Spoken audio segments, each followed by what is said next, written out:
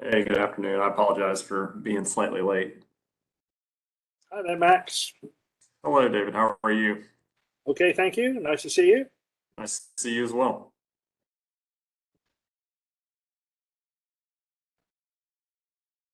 So are we waiting on 3 additional members here?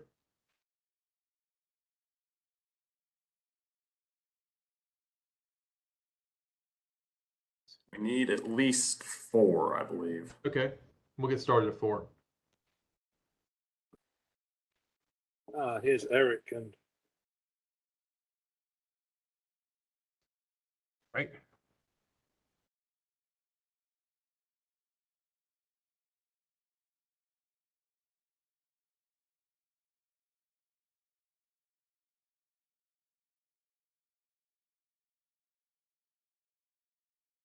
Good afternoon, everyone. Hello. hello, everybody. Hi, everyone.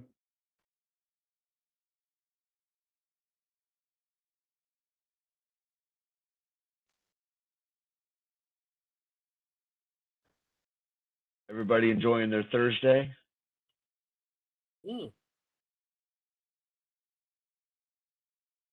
I'm enjoying to the extent that tomorrow's Friday. There you go. Yeah, just to give you all a taste of retirement, I just enjoyed a lunchtime game of Scrabble with a glass of wine. So you've got something to look forward to. And I did win the Scrabble game too. It's about the extent of my intellectual achievement these days. You have 21 short years, my friend.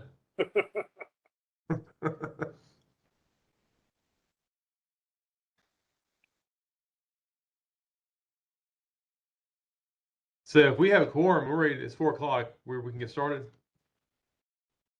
Think so. Yes, I believe you can start. Let's see, is the applicant here? Yes, I'm here. Carlton Okay, Long. great. And we've got our architects with us too. Great. We'll get started. Good afternoon, everyone, and welcome to the August 4th Alternative Compliance Review Committee meeting. My name is Toby Holmes, and I'm the chair of the ACRC. Today's meeting is being held as a virtual meeting in accordance with the electronic message statute. The requirements of notice, access, and minutes are being met through electronic means. The public and media are able to view this meeting on the city's Planning, Design, and Development YouTube channel. Next, I'd like to introduce our ACRC members. Committee members, please feel free to wave to the audience if you are sharing your camera. First, Miss Mary Kelly. Well, and David Walters. good afternoon, everybody. Eric Zoverill. Michael Paul James. Hello. How's everybody? And I do not think Padma is here this afternoon. We would like to start each meeting with a brief overview of the role of the ACRC, as well as the meeting structure for members of the public who are in attendance. The ACRC was established to provide recommendations on requests for alternative compliance projects in the Transit-Oriented Development, or TOD, zone district. Alternative compliance allows the implementation of alternative and innovative design practices that meet the intent of the TOD districts and do not have a significant adverse impact on surrounding development. Alternative compliance is only allowed for select standards. Each standard shall be reviewed against the specific review criteria to determine that the alternative compliance meets each standard. No standard will be waived in its entirety. Our scheduled meeting time runs through 8 o'clock. Committee members may request a brief recess between items, though I do not think our agenda is that long today. Each agenda item will include the following: a brief presentation of the request and recommendation from city staff, which is no more than 5 minutes, a brief presentation of the request and any supporting information from the applicant, which is also no more than 5 minutes, and then a brief public comment period for those in attendance, of which I believe there are none signed up for this afternoon. However, the limit would be 5 minutes, and then an additional 5 minutes for discussion in opposition to the request. After the public comment period is closed, the ACRC may question the applicant and the ACRC staff members on the request, and then after the committee members have asked their questions, I will close the hearing for discussion and deliberation. The ACRC will then craft a recommendation for approval with modifications, or denial. And once a recommendation has been moved, I will do a roll call vote to capture each committee member's recommendations for our minutes. A final vote on the recommendation by the ACRC will close the hearing. Written comments on this request will be accepted after the meeting until 11:59 p.m. on August 5th. The comments should be sent to our staff liaison, which is Kirsty with a K, .Sanchez at charlottenc.gov. That is Kirsty with a K, .Sanchez at charlottenc.gov. Comments should be limited to 375 words and will be provided to the Planning, Design, and Development Director, or in this case, Interim Director, before a decision is made on this request. Staff will forward any written comments along with the ACRC and staff recommendations to the Planning, Design, and Development Director within 5 business days of the meeting. The director will then make the final decision on the request using the recommendations of staff and the ACRC. If the alternative to compliance is denied by the director, nothing precludes the applicant from pursuing alternative options through filing an appeal with the Zoning Board of Adjustment, rezoning to TODX, or from submitting a new request for alternative compliance. So before we get started, does anyone from the committee need to recuse themselves for any of the items on the agenda today? Seeing none, I believe we can get started. We have 2 items on our agenda today. The first is ACRC case 2022-00002, which is a request for alternative compliance from section 15.2.1.e ground floor height. I'll invite the staff to present the application and staff recommendation on this request, and you'll have 5 minutes to do so for us. Thank you. Thank you, Mr. Chairman. Good afternoon, everyone. As mentioned, this is ACRC case 2022-00002 for alternative compliance from section 15.2.1.e of the zoning ordinance, which is ground floor height. The site is 300 East 36th Street. The property is zoned TOD-UC, and the surrounding zoning districts are TOD-NC, TOD-M optional, and I-1. The proposed development is for a mixed-use building. It's located here, the corner of Coleman and East 36th Street. This is the view from the site across Coleman Avenue to the north, which is primarily floodplain owned by Mecklenburg County. I believe buildings were removed from these sites several years ago. This is the view on Coleman Avenue west of the site, also floodplain owned by Mecklenburg County. And this is the view across 36th Street of a future office building being built on this site. TOD ground floor height requirements, section 15.2.1.e requires a minimum ground floor height of 12 feet.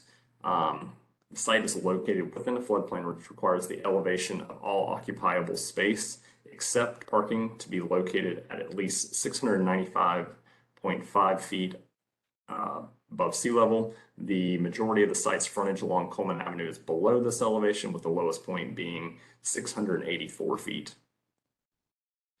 Alternative compliance request. In lieu of providing the required ground floor height, the applicant is proposing to give the appearance of a 20-foot prominence by incorporating brick piers, which extend for the first 2 floors with the dark infill windows, screens, and panels, provide facade bays between the piers that revert to a single height portion of the up to the 3rd floor, and provide open space along a portion of the building's frontage on Coleman Avenue, which includes a meandering path, seating, and additional landscaping.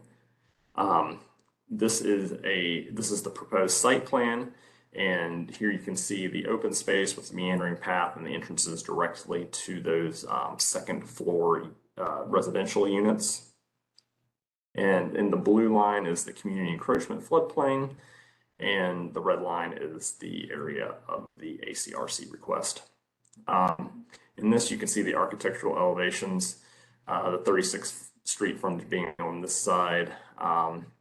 The blue line is the required floodplain elevation at 695.5 feet, and the red dotted outline is the townhome units, an area of concern. And then you can see existing grade, there'd be fill there. You can see the 20-foot two-story prominence, parking only on the ground floor, and screened in compliance with the ordinance and in compliance with the 2022 flood code. And up here is the typical duplex townhome unit. Here is a closer look and more detailed elevation of what is being proposed by the applicant for the alternative compliance. So the alternative compliance review has 3 criteria in the TOD section of the ordinance. The design maintains compatibility with adjacent developments and surrounding land uses. First criteria. Number 2 is the design maintains pedestrian safety and walkability. And 3, when the alternative compliance is applied for building articulation standards, the design maintains an engaging pedestrian environment on the ground floor, which may be accomplished through, but not limited to, the use of plazas or outdoor seating activity areas along the street frontages and colonnades. Staff recommends approval of this request. The next steps, as the chairman has mentioned in his speech, was public comment will be accepted through 11:59 p.m. Tomorrow, Friday, August 5th. Email comments to kirsty.sanchez@charlottenc.gov, and comments should be limited to 375 words. Staff will send the ACRC and staff recommendations to, and any written comments to, the Planning, Design, and Development Director, and the Director will make a decision on the request. And that is all I have. I'll give the floor back to the chairman. Thanks, Max. Next, I'll invite the applicant to present any additional information on their request, and you have up to 5 minutes to do so.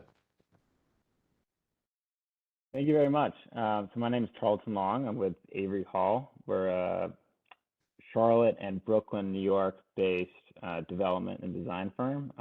We actually have a project down the street as well. So we love this part of the neighborhood in NODA, and very excited to have our second project in the neighborhood. We're also very passionate about design.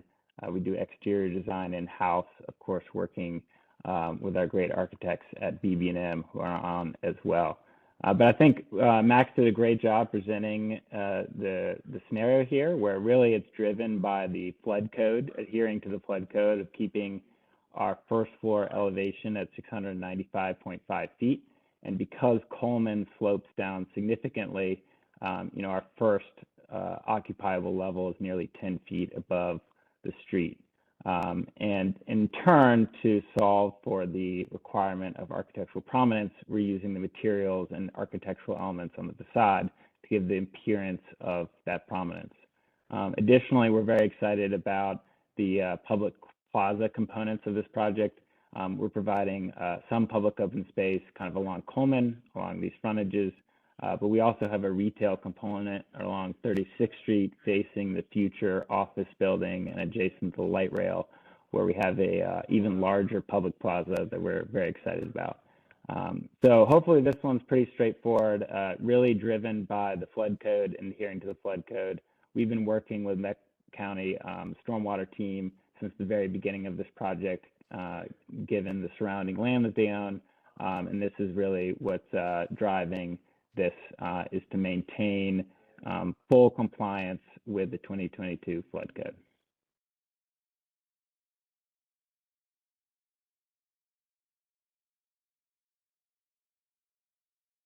I think that's all I have if there's questions from anyone. I just want to ask one quick question, make sure I cover the basics.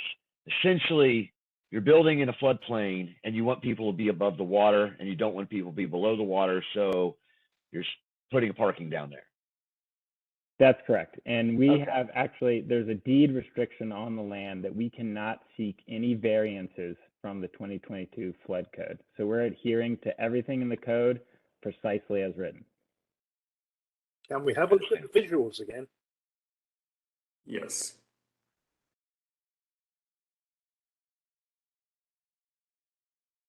So I think the rendering is probably the most helpful if you go one more page down.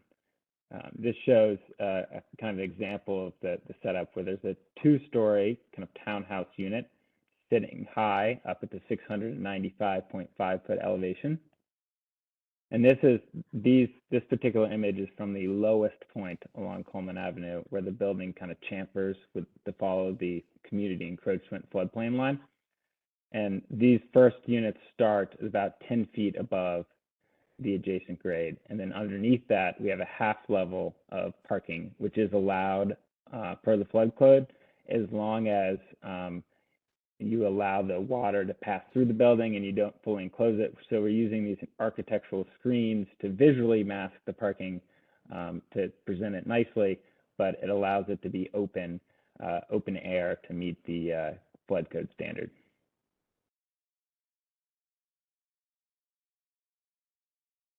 And can we have a look at the plan again? Sorry, so the advantage here is so that the residents of these units further downgrade have a couple less steps to take. So yes, the units on the far left that kind of follow the chamfer of the flood line, we're providing front doors. We really want this to be kind of like a townhouse experience where you could walk out with your dog right onto the future Cross Charlotte Trail, which is going to be across the street, and enjoy the kind of expansive public open space that the county now owns. But obviously, being 10 feet above adjacent grade, we have these stairs down, kind of akin actually to like a Brooklyn townhouse with a front stoop. They also will have rear entries as well. Just so that I'm clear, is there a place where you're providing an alternative compliance rather than simply reduced compliance? I think the question is about the ground floor prominence. So because of how the building is stacked, we cannot provide, I guess it's kind of a gray area. The first level is technically mostly below floodplain. So we're calling the first level the first occupiable level, which is up 10 feet. And the zoning code, I believe, says you need a minimum of 12 feet of prominence from the first level. And due to height restrictions with fire code and building code, we can't provide a full 12 feet on that first occupiable level. I think it's just short of 11 feet. So instead, we're using an architectural solution to basically hint at the idea of 20 feet of prominence encompassing the first 2 floors inclusive of the parking to make the appearance of having kind of ground floor prominence. On the 36th Street frontage where we have retail and we're fully compliant, we're doing the same thing. It's just that the retail is double height space. So we have the same 20-foot prominence around the entire 36th Street frontage, which is fully compliant, turning around to the Coleman frontage as well. Can we see a picture of the where the retail is? Yeah, if you go back to the elevations, we only provided elevations of Coleman because that's the part that's not compliant. But on the far left, that's where it turns the corner. And you can see where we transition to storefront style glass. And that's where we have, double height retail space. And because 36th Street is up high at the proper elevation, the sidewalk transitions right into the public plaza, right into the double height retail space. So everything works, call it normally on 36th Street. It's just on Coleman where the grade goes down pretty steep from the corner of 36th, where we have this disconnect between the floodplain elevation and our existing grade. Can we have a look at the plan again, just quickly? Sorry to ask you to flip around. Okay. So the retail areas are now on the right-hand side of the plan, correct? That's right. And that's fronting 36th Street, which is all much higher up. Yeah, understood. Okay, Seems like a reasonable solution. I would agree. It's actually quite handsome, I think. Yeah. So it's a thoughtful way to approach a terrible problem. Well, thank you. When was the last time this land flooded? Do we know? I mean, it's very vulnerable. We all know that. But there was, I think it was November, I want to say 2018 or 19, there was a bad flood throughout all of Charlotte. Yeah. And Coleman is a dead-end cul-de-sac. It just Yeah. ends into a spur of the Norfolk rail line. And the whole end of Coleman flooded pretty badly. And actually, the community encroachment line is a very accurate line. And the county has a goal of purchasing all of the property west of our site along Coleman to contribute to the Greenway. And they've accomplished that, except for, I think there's 2 parcels left, and they're an environmental contaminated site that I think there's some legal issues. But everything else on Coleman is being contributed to the Greenway. Okay. And therefore some sort of passive drainage, presumably, that the green space will absorb the water better than hard surfaces. I guess we're looking for help wherever we can get it. That's right. So we're solving for stormwater per the code like any other site would. Yeah. And because we have a little bit more open space than a typical TOD project, we can meet the thresholds in a more efficient manner. Okay. Does anyone else have a question for the applicant or a comment? If not, we did not receive any requests from the public to speak in this matter. So unless I hear any objections, we can move on to allow for any of our members to make a recommendation to the ACRC for approval with modifications, or denial. And once we have a motion and a second, I will hold a roll call vote. I motion for approval. I'll second that. I will hold a roll call vote, and let me get my and now I'm going to go in a slightly different order than previous, so keep your ears open, please. That will begin with Mr. Eric Zovrel.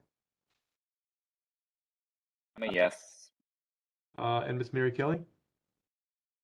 Yes. Michael Paul James. Yes. David Walters. Yes. And I'm also a yes.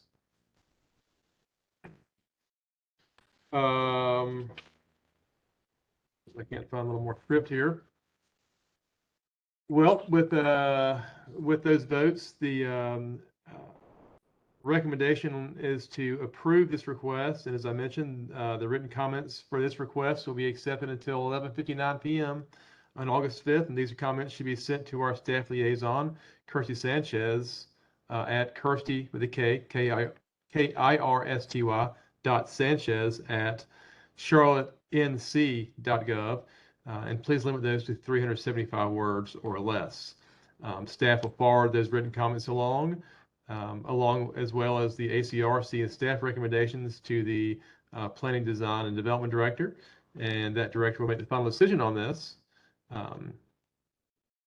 So thanks to our applicants for being here. We appreciate your flexibility. Looking forward to seeing this project in NODA. I walk down the street almost every day. And it's gonna be a cool place to live with nothing around except for, the stuff NODA has and a bunch of grass to walk your dog around in. Well, thank you very much for everyone for your time and for the vote and going through this with me today.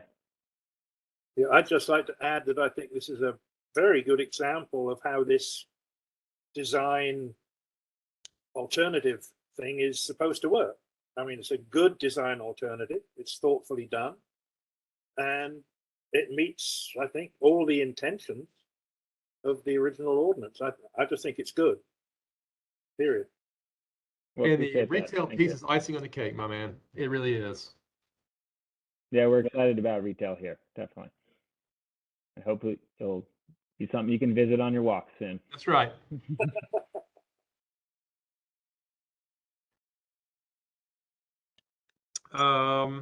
Moving on to our next agenda item. I believe we need to review the Alternative Compliance Review Committee rules for procedure. And if the applicant would like to exit, you're more than welcome to. Stick around if you like. It's going to get kind of boring though. Okay, well, I'll exit. Thank you very much for your time again, and enjoy the rest of your day. Thanks again to you both. We appreciate it. Bye. Max, can you walk us through what we're looking at here? Sure. So this is your annual August review of your rules of procedure. I don't believe there's anything that you will need to change. You can't change your attendance policy. We've been assured there's no need to change the virtual meeting, the rules of procedure for virtual meeting, because we've been doing that for 2 years and it's worked out pretty well so far with no changes to any of the boards or committees' rules of procedure. And that's really it. I can just scroll through and we can go page by page. If anyone has any questions or would like to see any changes, you can just stop me. And Max, I had a question about the virtual. With the county's expiration on the 15th, has the city figured out what they're doing with virtual meetings and going forward? unfortunately, I don't have any knowledge of what the policy will be going forward. I know that many committees are back in person, like the zoning board of adjustment. But I also know it's worked out very well for committees like y'all's. So that's a question. Okay, so we may be going back to in person if the city decides that. That may be necessary, but I'm not the person. We'll let y'all know, but I'm not the person to say whether or not we are. I'm going to speak out of turn here, and for some reason I feel like I heard this somewhere, and that is that we can remain virtual because we are not quasi-judicial. We're a recommending committee. At least that's the argument I would make. That may be the case, since being not quasi-judicial and not making any final decisions, you don't fall under the same state statutes as something like the Planning Commission or the Zoning Board of Adjustment. Wasn't there some discussion now, many months ago probably, that eventually we would get disbanded because our sort of hybrid committee intentions were thought to contravene some state's law about the meetings? Does anybody remember that discussion?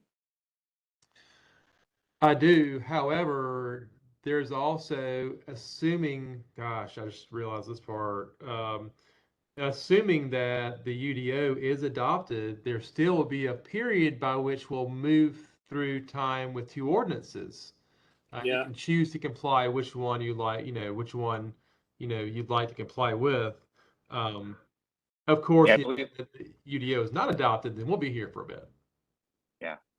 I think I talked to Kirsty about it. I think it's a 2-year that anybody could choose to go with the old ordinance after the new one goes into effect. Okay.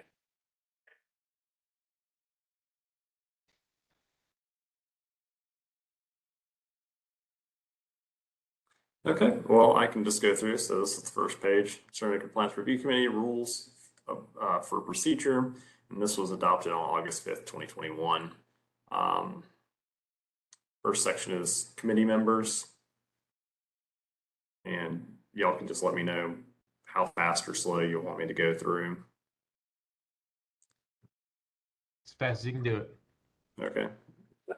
Section 2, meetings. Section 3, quorum. Section 4, attendance, which I mentioned you do not have the authority to change your attendance policy, unfortunately.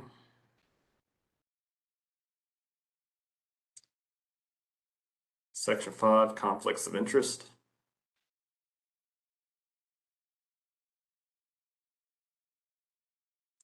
Section 6, recommendations.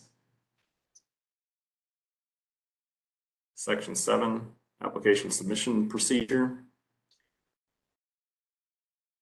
Section 8, agenda requirements. Section 9, committee meeting procedure.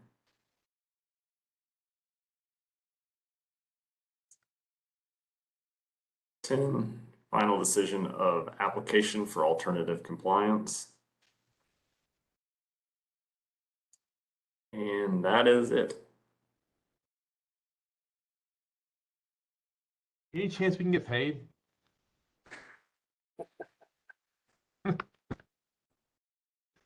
Just checking. Does anyone on the committee have any suggestions for modifications to these to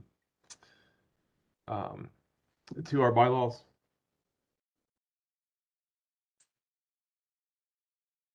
No, I don't. No, I don't. Hearing none, I don't think that requires a vote. Am I correct in that? All say yes. That sounds good. Well, if our rules of procedure are in place for the coming year, that will close our meeting for today. And I do not believe we received an application for review on our September meeting, so that meeting will be canceled. And our next regularly scheduled meeting is on October 6th of 2022. So that will get us through the summer. And I'd like to thank you all for joining our virtual meeting today and your dedication to the city of Charlotte and getting things across the finish line just like this.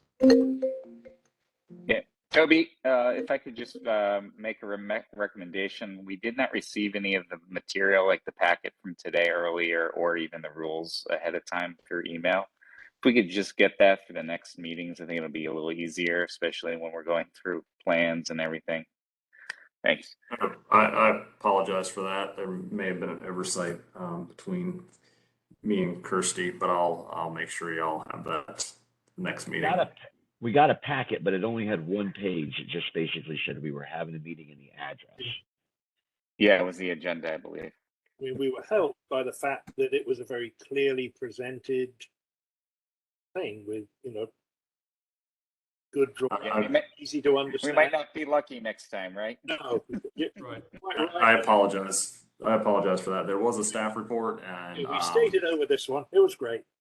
I probably dropped the ball on getting that to y'all, but we'll make sure that's not the case next time. Thank you. Okay. Thank you, everyone. Thank you. Yes, thank you all. Meeting adjourned. Thank you. All right. Have a good night. Have a good weekend. And a good weekend. Bye, guys. Bye.